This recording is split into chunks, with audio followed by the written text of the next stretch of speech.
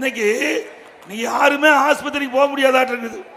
இந்த ஆட்சியில் இது அரசாங்கம் இன்னைக்கு வெளியிட்டு இருக்குது. இந்த அரசாங்கம் வெளியிட்டு இருக்குதுங்க, நாம வெளியிடல. இன்னைக்கு வந்திருக்குது அரசு குறிப்பு.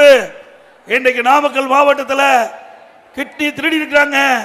அந்த திருட்டு கும்பலை பிடிப்பதற்கு அரசாங்கமே ஒரு IAS அதிகாரி, மருத்துவத்துறை சேர்ந்த அதிகாரி நியமிக்கப்பட்டு அவர்கள் போய் சோதனை நடத்துறாங்க.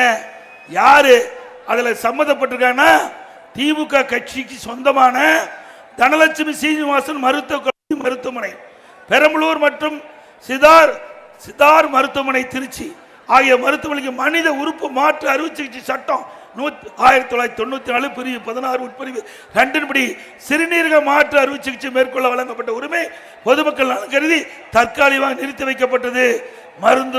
மருத்துவ மற்றும் ஊரக நலப்பணி இயக்குனர் அவர்களால் ஆணை வழங்கப்பட்டு அந்த மருத்துவமனை யாருக்கு சொந்தம்னா மணச்சநல்லூர் திமுக MLA கதிரவன் என்ற அவருடைய மருத்துவமனைங்க.